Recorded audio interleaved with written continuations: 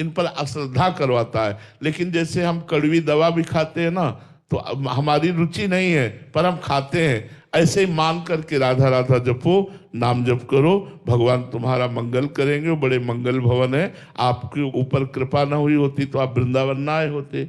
आपके ऊपर कृपा है ना, आप हमारे सामने बात कर रहे हैं, तो इसलिए प्रसन्न हो जाओ और नाम जप करो।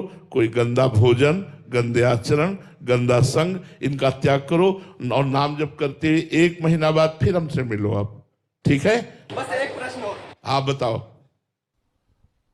भगवान कहाँ से आए? भगवान को किसने बनाया? बच्चा, भगवान स्वयंभू है। स्वयंभू माने स्वयं प्रकट होना। भगवान ने सबको बनाया, भगवान को कौन बनाएगा बच्चा?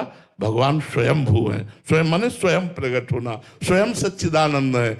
जैसे हमारे पिता तो बाबा, पर बाबा, फिर उसके बाद हम बढ़ते चले जाएं तो ब्रह्मा जी, और ब्रह्मा जी कहाँ से प्रकट हुए? भगवान से।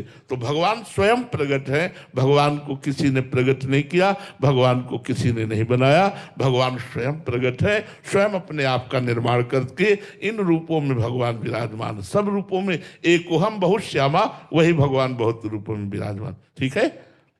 देखो, आज हमारे नए समाज के जो बच्चों की दुर्दशा हो रही है, उसका कारण है व्यसन और व्यभिचार। हम इसीलिए बहुत प्रार्थना करते हैं माता पिता से, टीचर से, गुरुजनों से, संत जनों से कि हमारे समाज को बचा लिया जाए। लाखों बच्चे ऐसे जो हैं, उनको ड्रग्स चाहिए, उनको नशा चाहिए, नहीं मिलता, अपनी माँ को मार रहे हैं, अपने पिता को मार रहे हैं, वो भगवान को गालियां दे रहे हैं, किसी से कोई श्रद्धा नहीं, क्योंकि नए बच्चे हैं। अब ब्रह्मचर्य खो दिया तो अध्यात्म शक्ति रही नहीं, अब विवेक रहा नहीं, तो डिप्रेशन में तो पहुंच जाएंगे। व्यभिचार और व्यसन ये समाज के वो कीड़े हैं जो समाज को नष्ट कर देते हैं। ये मनुष्य जीवन नष्ट करने के लिए मिला है, आनंद के लिए मिला है। अगर हम धर्म से चलें, ब्रह्मचर्य से रहें और भगवान नाम जप करें, दूसरों का उपकार करें, माता पिता के चरण छुएं, माता पिता की आज्ञा में रहें, अभी उत्तम जीवन हो जाए। अभी मनमानी आचरण करने वाले बच्चे, नशाखोर और व्यभिचार करने वाले बच्चे, ये अंत में उनकी ऐसी दशा, ये पहला बच्चा नहीं है, पर भगवान सबकी रक्षा करें, भगवान सबका मंगल करें। हम यही माता पिता और टीचर जो स्कूल में पढ़ाते हैं और संत महापुरुषों से जो समाज में जाकर उपदेश करते हैं, प्रार्थना करते हैं कि हमारी भारत की नई पीढ़ी को बचा लो, जो व्यभिचार और व्यसन में प्रवृत्त होकर पूरे धर्म की धज्जियां उड़ा रहे हैं, इन बच्चों को बचा लो। ये जवान बच्चे हमारे समाज के काम आ जाएंगे। अगर इनकी बुद्धि शुद्ध हो जाएगी तो अपने परिवार को, अपने समाज को ये सुख देने वाले बन जाएंगे, नहीं अपने आप को मिटा देंगे। आज हर नया बच्चा नशा करने पर उतारू है, हर नया बच्चा गंदे आचरण पर उतारू है। मोबाइल, नाना प्रकार के दृश्य देख करके उनमें उन्मत्तता उनकी छा रही है। बहुत से बच्चे ऐसे हैं जो ड्रग्स आदि लेकर अपने आप को बिल्कुल कंट्रोल फ्री कर चुके हैं। जो मनाया सो कर रहे हैं, जो मनाया सो खा रहे हैं, जो मनाया सो बोल रहे हैं, जैसे मनाया वैसे जी रहे हैं। ऐसा जीवन नहीं, बिना अध्यात्म के पशुवत जीवन हो जाता है। महाराज जी, बहुत सारे अभी तो महाराज जी कुछ बच्चे आपका प्रवचन सुन के आगे बढ़ने लगे हैं और बाहर निकलना चाहते हैं, बट कॉलेज की हालत महाराज जी ऐसी है, जहां हॉस्टल में रहते हैं, स्कूलों में, और बाहर समाज की बहुत ऐसी दुर्दशा हो गई है। सोशल मीडिया आदि का जमाना है महाराज जी, जैसे हम देखते हैं वैसी हमारी मान्यताएं बन जाती हैं और वैसा ही हम क्रियावंत होने के लिए प्रयासरत हो जाते हैं। तो ऐसे में महाराज जी बहुत दुर्दशा है, बहुत दुर्दशा है महाराज जी। मतलब बाहर निकलना अति असंभव सा लगता है कि कैसे निकल सकता है यदि निकलना चाहे तो। अगर ये हमारी बात मान ले तो 1 महीने में ठीक हो, क्योंकि पाप नष्ट होंगे नाम जप करने से, और संयम से रहे, पवित्र भोजन, अभी शांति प्राप्त हो जाएगी। मन को शांति चाहिए। ये जो दशा है अशांत दशा है।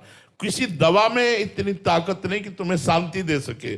दवा तुम्हें बेहोश कर सकती है, दवा तुम्हें नींद में सुला सकती है, 2-10 घंटे के लिए आपको बिल्कुल बेसुध कर सकती, लेकिन शांति नहीं दे सकती। शांति होगी विवेक से, अध्यात्म से, भजन से, सत्मार्ग से। आजकल बच्चों को बैठालकर अध्यात्म सुनाया ही नहीं जा रहा, नाम जप करवाया ही नहीं जा रहा। बस माता पिता बालक कहीं बुलावें, उधर भरे सोई जतन सिखावें। एक बहुत बड़ा एक रोग आ गया, नकारात्मक जो विचारों का इतना बड़ा, कल भी एक दो बच्चे आए थे महाराज जी, इतना नेगेटिव सोच है कि मतलब वो पॉजिटिव लेना ही नहीं चाह रहे, मतलब वो शुरुआत कहाँ से करें, उनको ये देखो, पाप का फल है नकारात्मक सोच और पुण्य का फल है सकारात्मक सोच। सकारात्मक सोच इतनी बढ़ जाती है भजन करने से कि देखो किडनी फेल है, रोज डायलिसिस हो रहा है, कष्ट हो रहा है, लेकिन उसकी कोई परवाह नहीं है।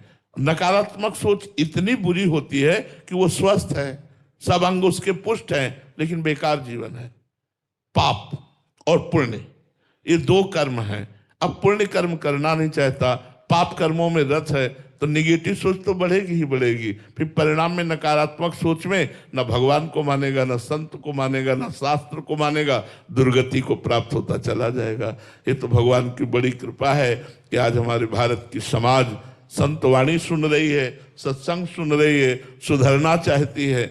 और नए बच्चे अधिकतर तो हम बड़ी भगवान की कृपा मान रहे हैं कि भगवान की कृपा से आज हमारी वाणी को नौजवान लोग सुनते हैं, सुनकर सुधरना चाहते हैं। पर यदि वो सुधरना ना चाहे तो हमारी ताकत नहीं कि हम सुधार सके। संख्य लोग आते हैं जो ऐसी ही परेशानियों से युक्त थे, नाम और अच्छे आचरण और अच्छा जीवन व्यतीत करने जैसे गुरुजनों के वचनों के अनुसार